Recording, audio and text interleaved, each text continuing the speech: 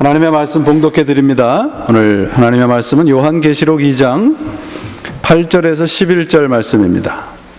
서머나 교회의 사자에게 편지하라. 처음이며 마지막이요 죽었다가 살아나신 이가 이르시되 내가 내 환난과 궁핍을 알거니와 실상은 내가 부요한 자니라.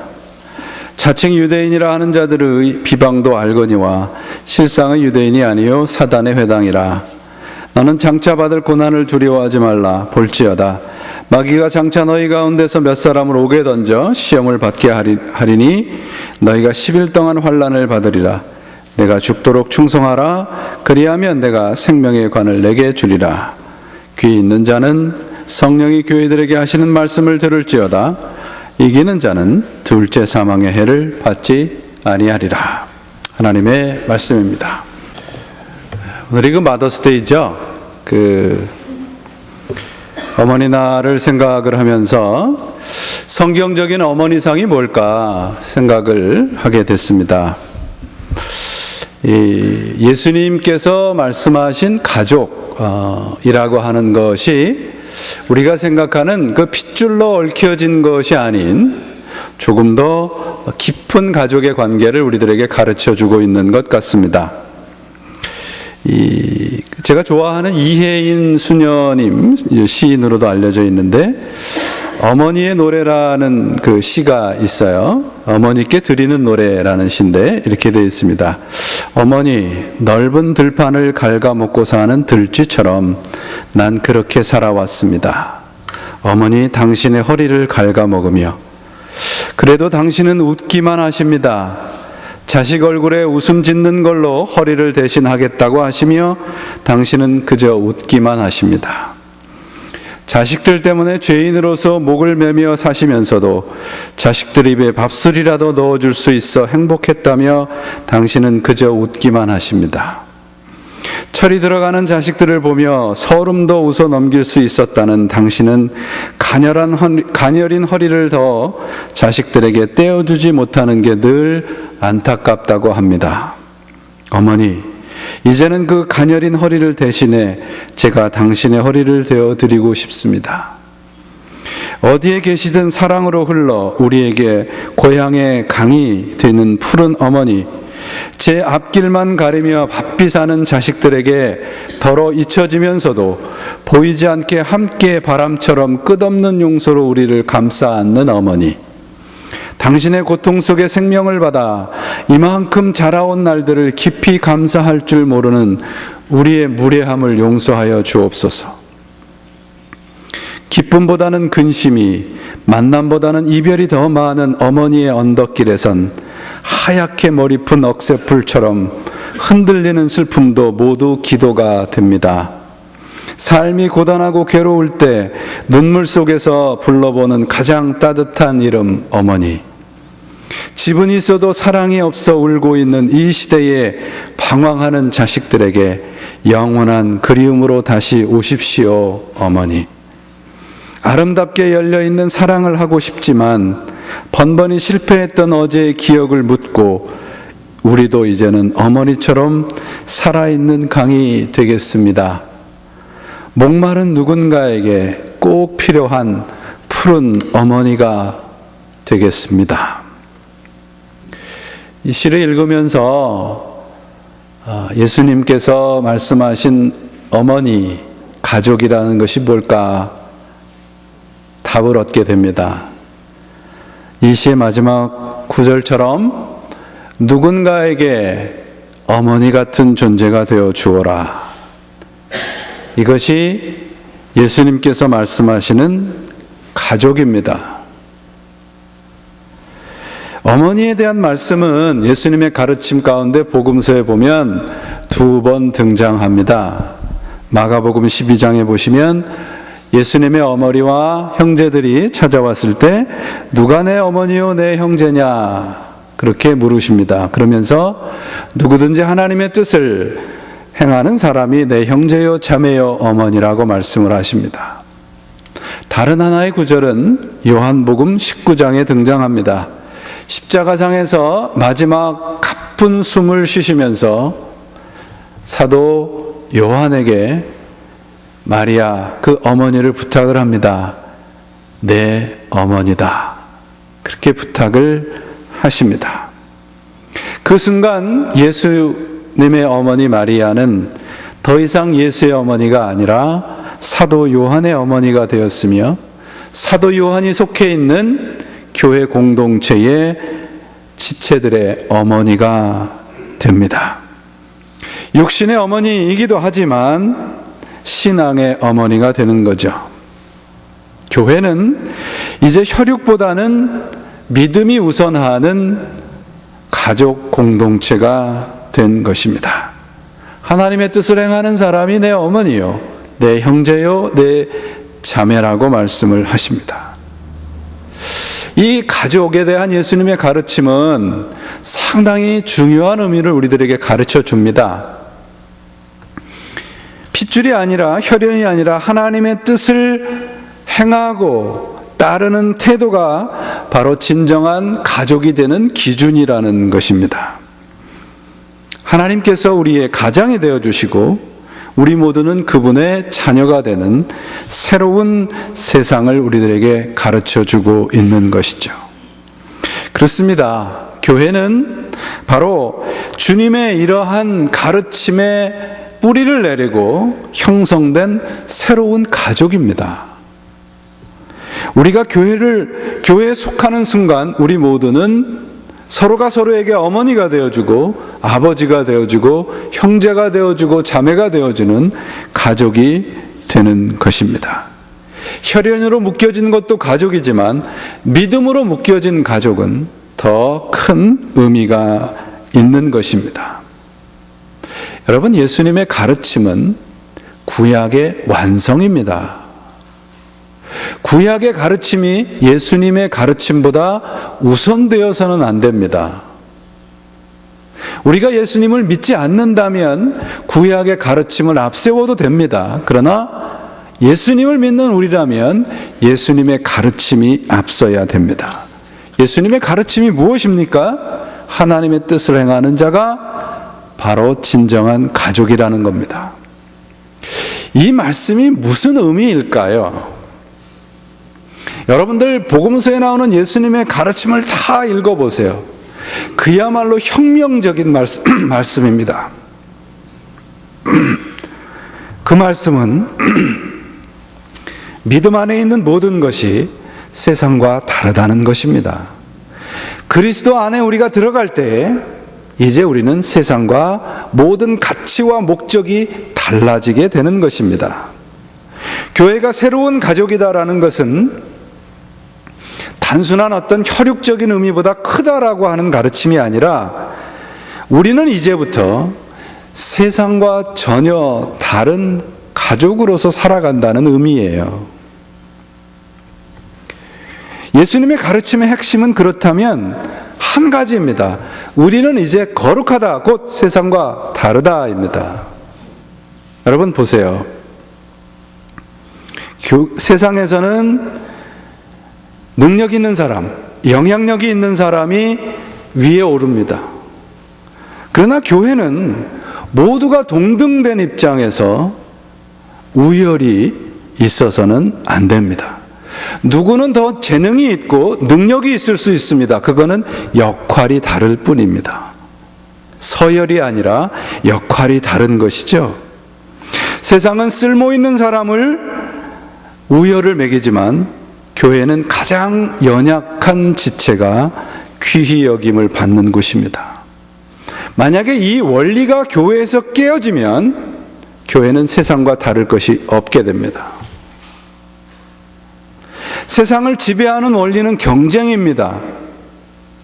남을 딛고 일어서야 하지만 교회를 지배하는 가치요 원리는 함께 가는 겁니다.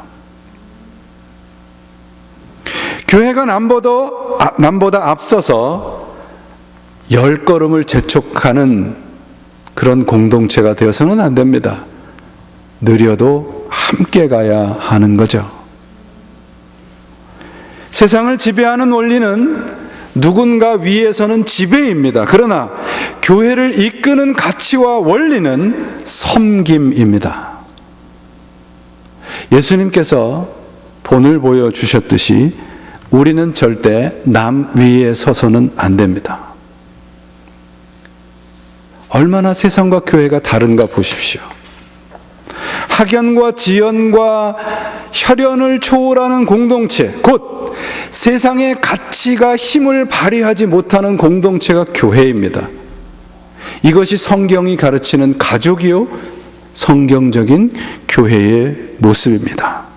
여러분, 만약에 여러분의 핏줄이 모여있는 가족 안에서 세상에서 돈 많이 벌어온다고, 세상에서 대접받는 사람이라고 그런 사람들만 가족으로 인정해 준다면 그것은 더 이상 가족이 아니죠. 근데 왜 교회에서는 그런 가치가 똑같이 적용이 안 되나요? 교회에서 적용되는 가치는 하나님의 말씀을 얼마나 순종하느냐에 달려있지, 내가 얼마나 재능이 있느냐, 세상에서 얼마나 우위에 있느냐는 중요하지 않습니다. 오늘날 교회들이 이 새로운 가족으로서의 예수님의 가르침에 뿌리를 내리지 못하고 의미를 찾지 못하는 것 같아서 안타깝습니다. 무엇이 이 교회를 이 지경으로 만들었을까 생각을 해봅니다.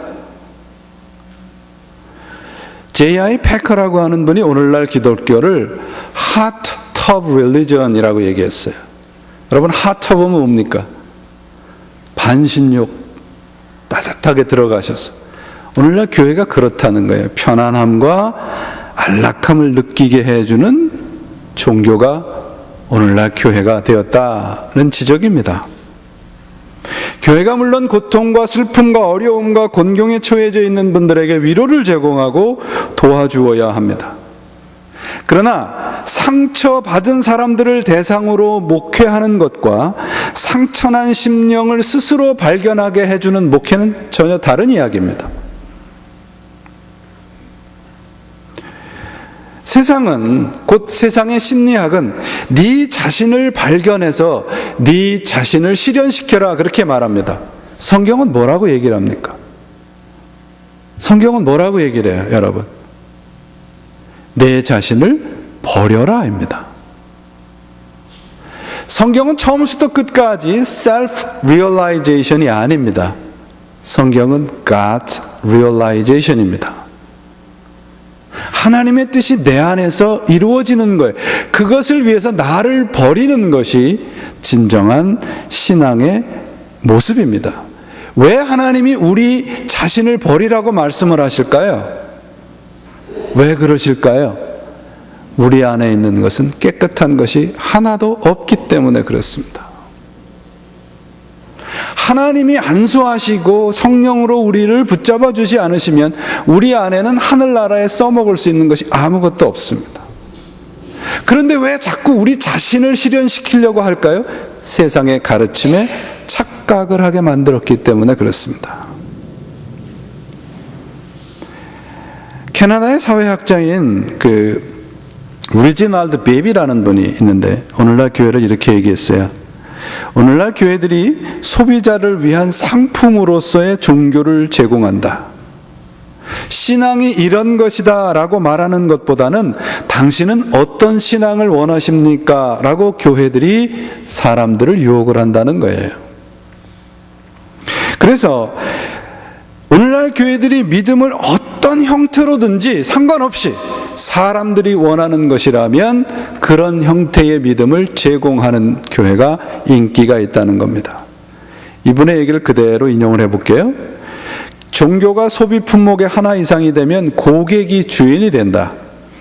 우리는 오랜 찬송인 그리스도는 우리의 모퉁이돌, 코너스톤을 그리스도는 우리의 모퉁이 가게, 코너 스토어라고 바꿀 수 있게 되어버렸다. 오늘날 교회가 예수를 믿는 것으로 세상의 것을 다 더 누릴 수 있다고 가르칩니다. 성경은 그렇지 않습니다, 여러분.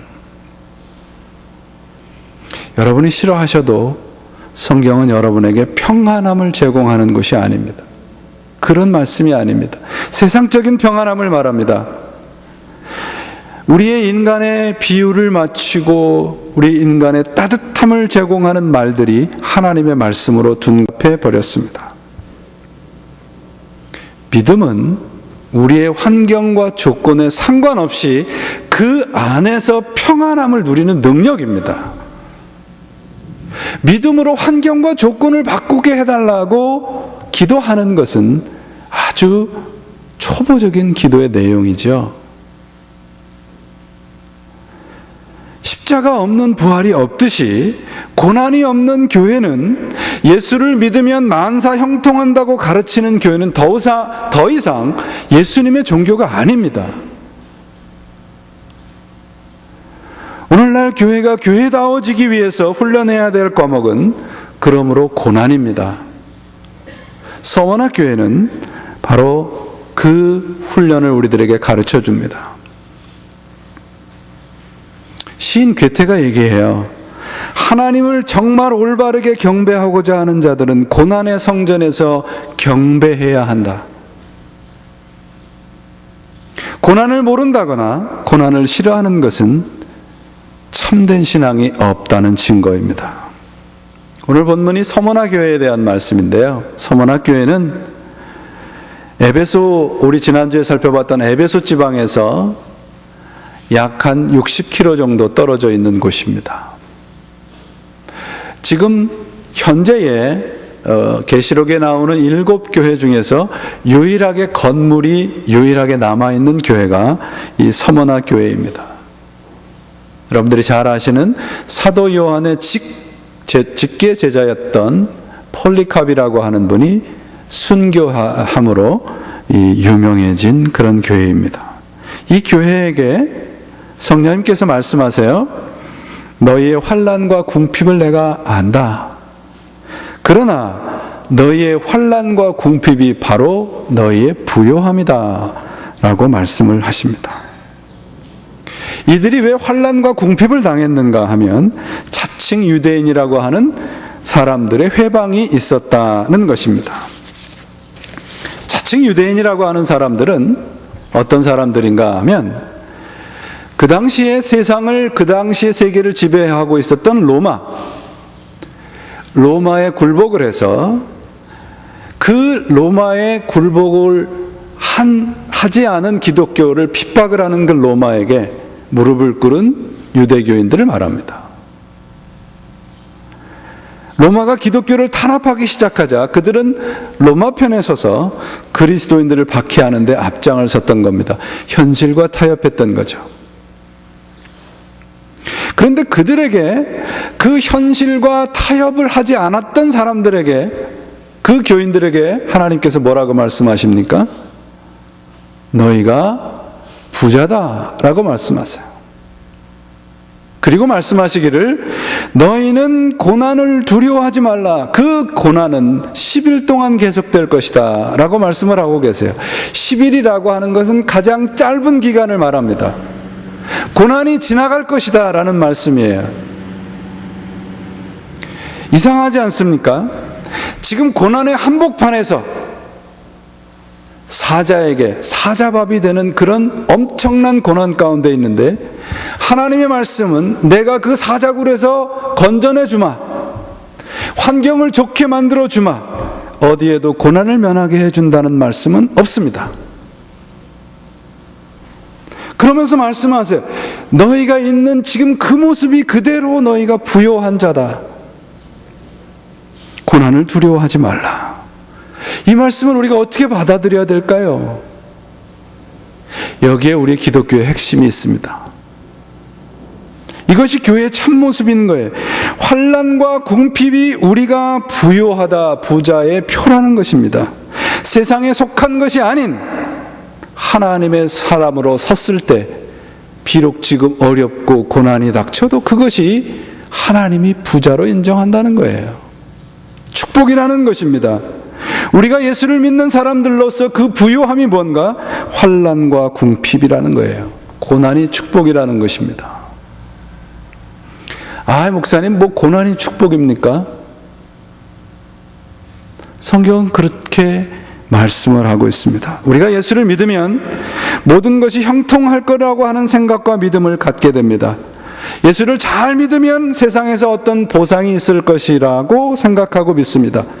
근데 성경은 고난이 복이요 환난을 당하는 것이 유익이라고 말씀하고 있습니다. 이것이 예수님의 가르침입니다.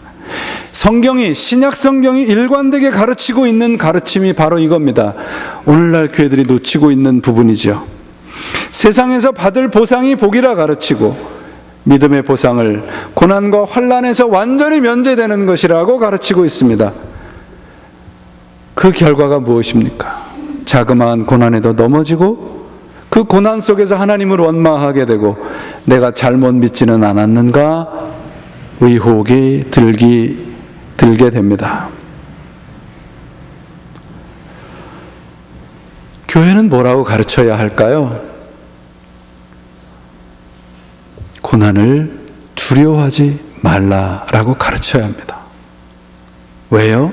하나님이 우리와 함께 계시거든요. 내가 지금 고난을 받는 것이 하나님을 제대로 믿는 것이라고 말씀을 하고 있어요. 우리가 세상적인 원리와 원칙을 따라간다면 왜 고난이 있겠어요? 서머나 교회 교인들이 유대인들처럼 로마와 타협을 했다면 왜 환난이 있었겠어요? 왜 궁핍이 있었겠어요? 그런데 그들은 그렇게 하지 않았습니다. 그 결과가 무엇입니까? 하나님께서 그들을 부자라 인정해 준 거예요. 그들을 축복받은 자라 인정해 준 겁니다. 사람들과의 관계에서 뜻과 마음이 다르면 다툼이 있고 서로 고통을 받게 되는 거죠. 우리가 그렇듯이 하나님의 사람으로 세상에서 살아갈 때 우리는 세상과 충돌할 수밖에 없는 겁니다. 서문학교의 교인들이 우리들에게 가르쳐주고 있는 것이 무엇입니까? 로마 황제의 논리를 따를 것이냐 아니면 예수 그리스도의 십자가의 논리를 따를 것이냐. 서문학교인들은 예수 그리스도의 십자가의 논리를 따랐습니다. 그 결과가 환난이요 궁핍이라는 것입니다. 그렇다면 환난과 궁핍은 무엇일까요? 고생일까요? 아닙니다. 축복입니다. 그들이 십자가를 선택한 결과가 환난이에요. 궁핍이에요. 우리는 거룩한 사람들입니다. 거룩하다는 것은 세상과 다르다는 거예요. 여러분, 우리가 얼마만큼 그리스도인인가요? 교회에서 예배 드리는 만큼? 찬송하는 만큼? 기도하는 만큼? 아니면 믿음으로 사는 만큼 그리스도입니까? 우리 스스로에게 물어봐야 합니다. 우리가 만약에 거룩한 자라면 우리는 세상 편에 서지 않은 겁니다. 우리가 세상에서 보상을 받으려고 하고 예수 믿으면 부자가 되고 형통한다라고 하는 가르침에 매혹을 느낀다면 우리는 세상의 편에 선 것입니다. 고난이란 우리가 하나님의 편에 선 증거입니다. 환난과 고난을 통해서 우리 믿는 사람들이 가야 할 자리가 어딘가? 하나님 안에서 사는 것입니다. 여러분 생각을 해보세요. 하나님께서 우리들에게 원하시는 것이 뭘까요? 여러분의 가지고 있는 돈, 명예, 권세, 여러분의 능력? 아닙니다. 하나님이 원하시는 건 딱 한 가지예요. 뭘까요? 여러분의 상한 심령이에요. 여러분의 영혼이 하나님 안에 있기를 하나님은 오로지 그것만을 위해서 예수 그리스도를 십자가에 달려 죽게 하신 거예요. 예수님을 엉뚱한 데다 갖다 붙여서 팔아먹지 마세요. 교회는 여러분들에게 편안함을 제공하는 것도 아니고 그 편안함의 대가로 여러분들이 교회에 헌금하는 것은 더더욱 아니지 않습니까? 예수님의 가르침 가운데, 예수님이 하신 말씀과 하신 행동 가운데 4개의 복음서가 똑같이 증거하는 말씀 가운데 성전을 깨끗하게 하시는 사건이 있습니다. 거기서 예수님께서 이사야와 예레미야서를 인용하면서 내 아버지의 집은 만민이 기도하는 집이라고 말씀을 하세요. 그렇다면 이 말씀이 모든 사람들이 와서 기도를 하는 곧 교회는 기도를 열심히 해야 되는 곳이다, 성전은, 그런 가르침이 핵심이 아니라는 거예요. 이 말씀에서 핵심은 만민에 있습니다. 만민이라고 하는 것은 무슨 말씀인가 하면, 너희가 유대인이 아니고 이방인일지라도 하나님의 뜻과 하나님의 말씀대로 산다면 이전에 와서 기도하는 그 기도를 하나님이 들으시겠다는 겁니다. 그 반대로 너희가 유대인으로, 너희가 신자로 하나님의 뜻과 하나님의 말씀대로 살지 않는 그 제사는, 그 예배는 하나님이 받지 않으시겠다는 거예요. 그 예배의 판을 하나님께서 엎으시겠다는 겁니다. 하나님의 뜻대로 행하는 자, 그것이 누구이든지 하나님은 그 제사만을 받으시겠다는 겁니다. 여기서 예수님께서 성전에서 드리는 예배를 거부한 명백한 이유가 드러나지 않습니까? 그들이 비록 성전 안에서 예배를 드릴지라도 그들이 드리는 예배를 예수님께서 뭐라고 말씀하세요? 강도의 구렬이라고 말씀하고 있지 않습니까? 왜요? 왜 그렇습니까? 하나님의 뜻이 없기 때문에 그렇습니다.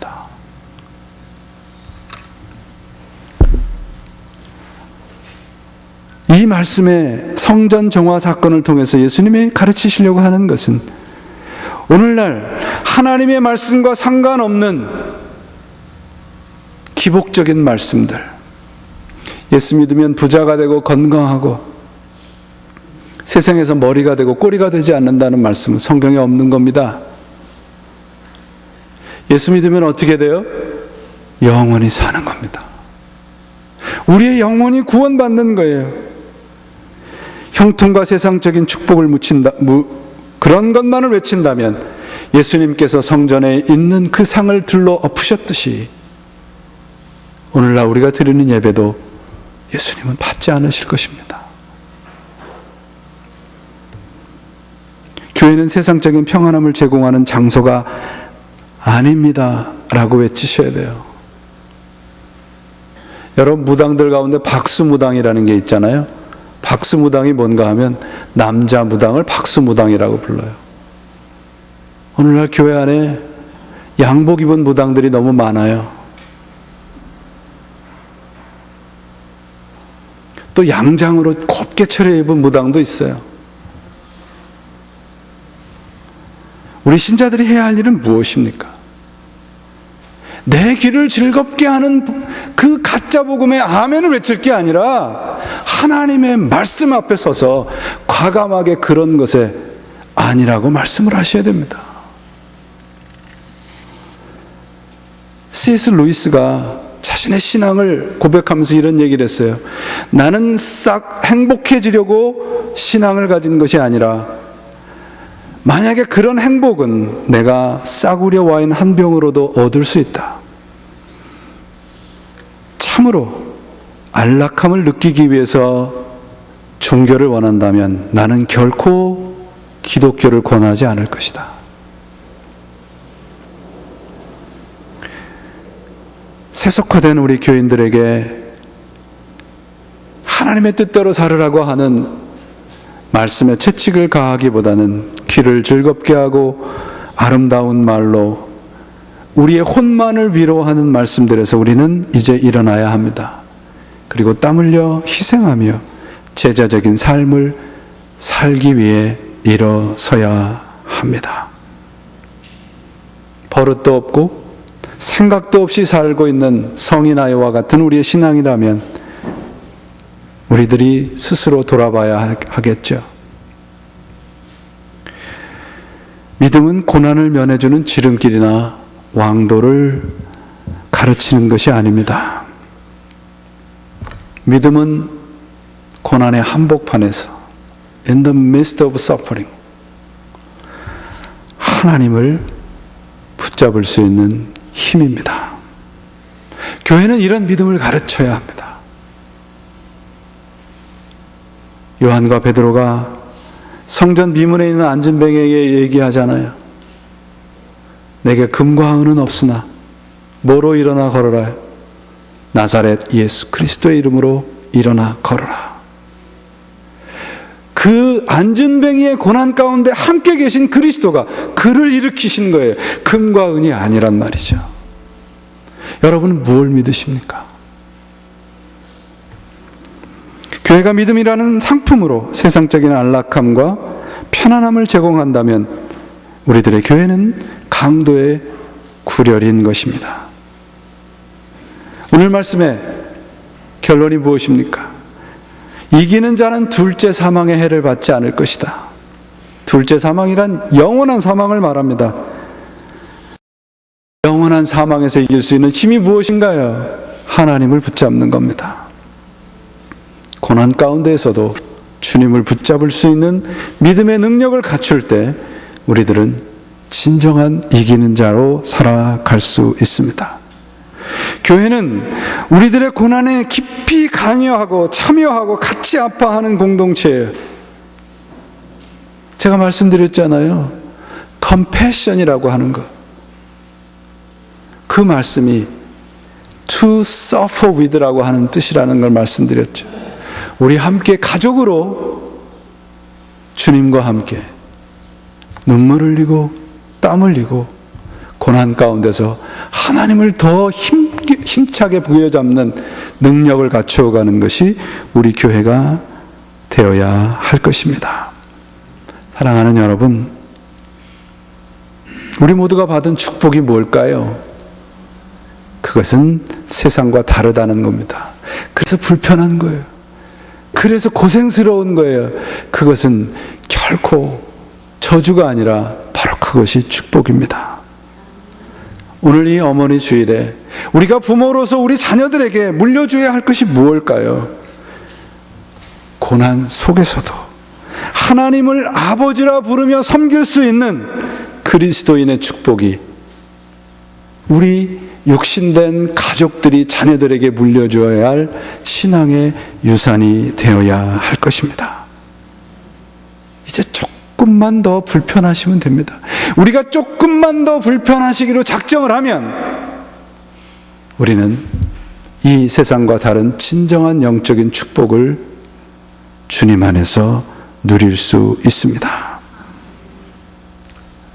특별히 오늘 어머니 주일에 옆에 있는 분에게, 같이 함께 신앙생활하는 분에게 서로가 서로에게 어머니와 같은 존재가 되어주시고 세상이 줄 수 없는 소중한 하늘나라의 가치들을 함께 누리며 함께 공유하며 그 가치들로 기뻐하는 진정한 가족으로 살아가는 우리 교회와 여러분들이 되시기를 주님의 이름으로 축원을 드립니다.